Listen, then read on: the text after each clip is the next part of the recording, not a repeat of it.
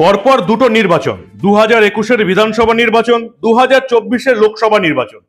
তৃণমূলের অন্যতম প্রধান ইস্যু ছিল মোদী সরকার নাকি দেশ বিক্রি করে দিচ্ছে। ব্যাপারটা ঠিক কি হয়েছিল? মোদী সরকার রুগ্ন শিল্প বলুন বা ভারতীয় রেলের কিছু ট্রেনকে বলুন বেসরকারি হাতে তুলে দিয়েছিল, এবং তারপরই তৃণমূলের স্লোগান হয়ে দাঁড়িয়েছিল যে মোদী সরকার নাকি দেশ বেচে দিচ্ছে। কিন্তু এখন যেটা তৃণমূল শুরু করেছে, যেটা সরকারি জমি বেসরকারি হাতে তুলে দেওয়া হচ্ছে, সরকারি বাস রুট বেসরকারি হাতে তুলে দেওয়া হচ্ছে। এতদিন আপনারা মানুষের জমি বিক্রির কথা দেখেছেন, শুনেছেন, বিতর্ক হয়েছে। এবার মমতা বন্দ্যোপাধ্যায় সরকার পশুদেরও ছাড়ছে না, পশুদের জমিও বিক্রি করে দিচ্ছে বেসরকারি হাতে। এবার কি আমরা বলতে পারবো তৃণমূল যেমন বলে, মমতা বন্দ্যোপাধ্যায় যেমন বলেন মোদী দেশ বেচে দিচ্ছে, আমরা কি বলতে পারবো মমতা বন্দ্যোপাধ্যায় রাজ্য বেচে দিচ্ছেন? কিভাবে মমতা বন্দ্যোপাধ্যায় এবার মানুষের জমি ছেড়ে পশুদের জমিও বেসরকারীকরণ করে দিচ্ছে, বলবো সবটা। এই প্রতিবেদন শেষ অবধি দেখুন। আমি মানব, দা নিউজ বাংলায় আপনাদের স্বাগত জানাচ্ছি। মানুষের জমির পর এবার পশুদের জমির দিকে নজর দিয়েছে মমতা বন্দ্যোপাধ্যায় সরকার। শুধু নজর দিয়েছে বললে ভুল হবে, নোট চূড়ান্ত হয়ে গেছে। আলিপুর চিড়িয়াখানার পাশে যে 250 কাঠা জমি আছে, আলিপুর চিড়িয়াখানার মানে পশুদের জন্য জমি, সেই 250 কাঠা জমি এবার নিলামে বেচে দেবে রাজ্য সরকার। মমতা বন্দ্যোপাধ্যায় সরকারের এখন অর্থ সংকট চলছে, স্বাভাবিক ব্যাপার। 15,000 কোটি টাকার লক্ষ্মীর ভান্ডার দিতে হচ্ছে, বিভিন্ন রকমের ভাতা অনুদান দিতে হচ্ছে, 400 কোটি টাকার পুজোর অনুদান দিতে হবে, তার সঙ্গে আবার ইলেকট্রিক বিল আর দমকলের সবকিছু ছাড় নিয়ে আরো 100 কোটি টাকা, 500 কোটি টাকা গচ্ছে যাবে শুধু দুর্গাপুজোয়। ইমাম ভাতা আছে, হজ হাউস তৈরি আছে, এইসব করে তো ধর্মের নামে মমতা বন্দ্যোপাধ্যায় সরকার কোটি কোটি টাকা খরচা হয়ে যাচ্ছে। তাই রাজ্য সরকারি কর্মচারীদের ডিএ দেওয়ার পয়সা নেই, নতুন করে নিয়োগের পয়সা নেই, অর্থ সংকট চলছে। সেই অর্থ সংকট মেটাতে এবার চিড়িয়াখানার 250 কাঠা জমি এবার নিলামে তুলে দেবে রাজ্য সরকার। চিড়িয়াখানার পাশে জমি, ঠিকানা কি? 34-এর এ বেলভেডিয়ার রোড, আলিপুর। বিশেষজ্ঞরা বলেন এখানে জমির দাম সোনার দামের চেয়েও বেশি। সেই 250 কাঠা জমি বা প্রায় 1,82,880 স্কোয়ার ফুট এলাকা এবার নিলামে তোলা হবে, বেসরকারি হাতে দেওয়া হবে। আলিপুর চিড়িয়াখানার 250 কাঠা জমি বাণিজ্যিক ব্যবহারের জন্য নিলাম করবে সরকার। চিড়িয়াখানা এবং কলকাতা পুরসভা সূত্রে খবর, মন্ত্রিসভার অনুমোদনের জন্য নোট চূড়ান্ত করে ফেলেছে ভূমি এবং ভূমি রাজস্ব দপ্তর। মন্ত্রিসভার অনুমোদন এখন শুধু সময়ের অপেক্ষা মাত্র। মন্ত্রিসভার অনুমোদন পেলে জমিটির নিলামে হাত দেবে হিডকো। এর মধ্যেই গত 9 জুলাই এই জমি পরিদর্শনে যান পুরসভা, বন দপ্তর, দক্ষিণ 24 পরগনা জেলা প্রশাসনের কর্তারা, সেই সঙ্গে আলিপুর চিড়িয়াখানার ডিরেক্টর এবং পূর্ত দপ্তরের প্রতিনিধিরাও ছিলেন। এর আগেই নাকি দেখে এসেছিলেন রাজ্যের মুখ্যমন্ত্রী মমতা বন্দ্যোপাধ্যায়।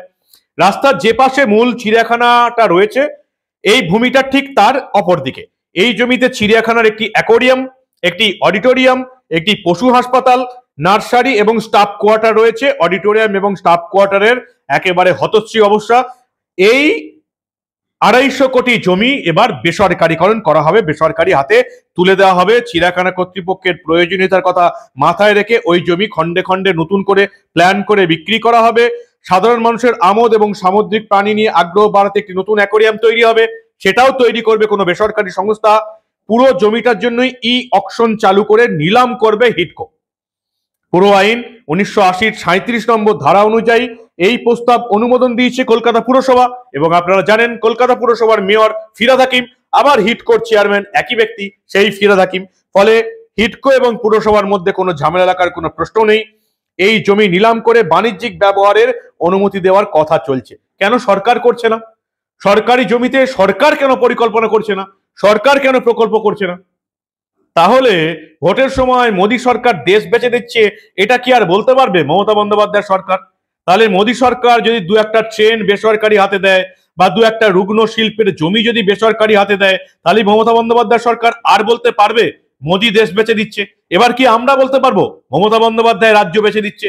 শুধু আলিপুর চিড়িয়াখানা নয়, আপনারা জানেন বেশ কয়েক মাস আগে আলিপুর জেল, যেটা আছে সেন্ট্রাল জেল, আলিপুর সংশোধনাগার, সেখানকার জমিও বেসরকারি হাতে দিয়ে দিয়েছে এই মমতা বন্দ্যোপাধ্যায় সরকার।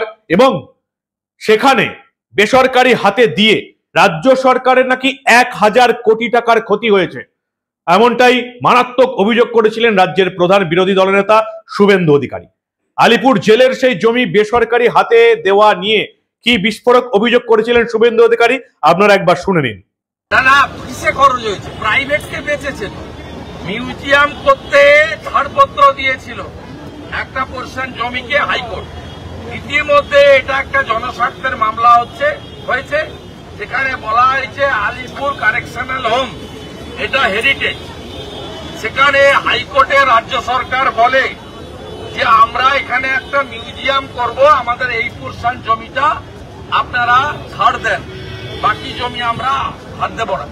এই শর্তে হাইকোর্টকে মিসলিড করেছে মমতা ব্যানার্জির সরকার। সেখানে বলা হয়েছে যে শুধুমাত্র মিউজিয়াম করবে, তারপরে বাকি জমিটা জলের দামে 418 টাকায় ডায়মন্ড হারবার প্রজেক্ট যে করছে মুম্বাই সেই লোককে দিয়েছে। ফিরাদ হাকিম কে আলাদা করে ক্যামেরা ছাড়া জিজ্ঞেস করুন, তিনি বলবেন যে আমি করতে বাধ্য হয়েছি। মুখ্যমন্ত্রী মমতা ব্যানার্জি নিজে আমাকে ফোন করেছিলেন যে এই লোকটাকে জমিটা দিয়ে দিতে হবে। এটাতে পশ্চিমবঙ্গ সরকারের 1000 কোটি টাকা লস হয়েছে। আমি গভর্নর মহোদয়কে জানিয়েছিলাম, গভর্নর অফিস থেকে সকালেই আমাকে বলেছেন উনি 18 তারিখ অব্দি বাইরে থাকছেন। 18 তারিখ ফিরে এসেই তিনি রাজ্য সরকারের কাছ থেকে রিপোর্ট চাইবেন।